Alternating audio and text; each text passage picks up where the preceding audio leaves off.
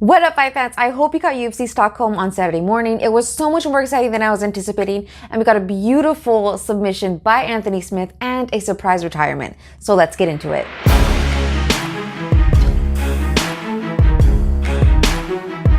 So Anthony Smith versus Alexander Gustafsson happened on Saturday morning, and it went pretty much the way I had anticipated. It was mostly a stand-up fight until about the fourth round, and it was actually during the fourth round that Smith was able to get the submission. He was able to take Gustafsson's back, and for a while there, I was a little nervous that he was going to slip off, but he was able to secure the body triangle and flatten out Gustafsson, and then get the submission, which was a rear naked choke. It was beautiful. He was patient and got the submission intelligently. Smith did mention that he broke his hand during the fight, so we'll see what really comes from that and how it might impact his forward progress in the division and with his next fight.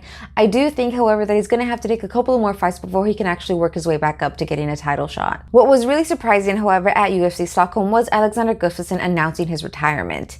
Career-wise, I think he was in a pretty good spot. He was ranked second. Yes, he was coming off of a loss, but it was to the current champ. And if you're going to lose to anybody, it might as well be the champion. And on top of that, he's only 32 years old.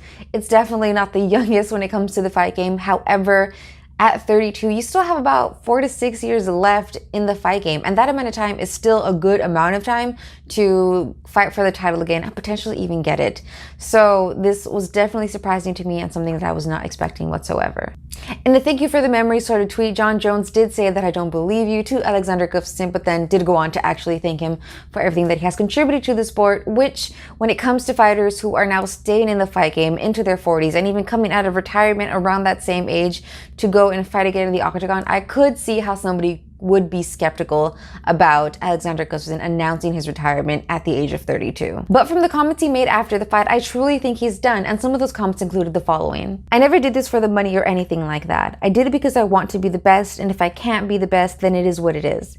Now I'll focus on my kids. I own a gym and have a couple of other projects going on. Let's see what's next.